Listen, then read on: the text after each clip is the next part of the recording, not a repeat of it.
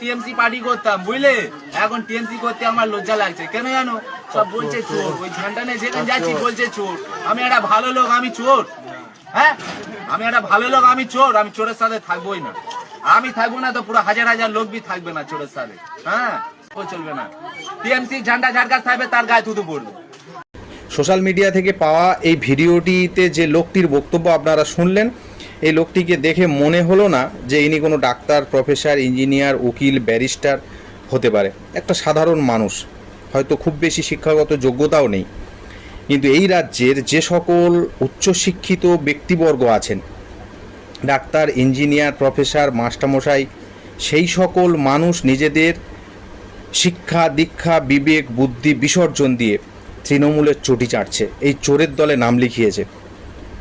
যেটা বুঝতে পেরেছে এই সাধারণ মানুষ, কিন্তু এরা নিজেদের ধান্দার জন্য, ক্ষুদ্র ধান্দার জন্য বৃহৎ উদ্দেশ্যকে নষ্ট করছে। এরা আগামী ভবিষ্যৎ প্রজন্মের কাছে, নিজেদের সন্তান, স্ত্রী, বাবা মার কাছে উত্তর দিতে পারবে না পরে, যখন তারা জিজ্ঞেস করবে যে তোমার জন্য, তুমি তৃণমূল করেছিলে বলে আমার চাকরিটা হয়নি, আমার চাকরিটা বিক্রি হয়ে গেছে, সেদিনে এরা হয়তো আফসোস করবে।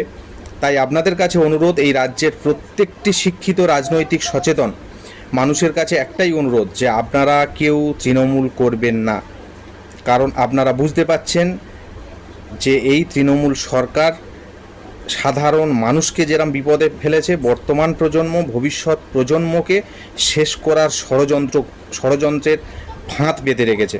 তাই এই ফাঁদে কেউ পা দেবেন না, এই একমাত্র অনুরোধ, একটাই অনুরোধ আপনাদের কাছে।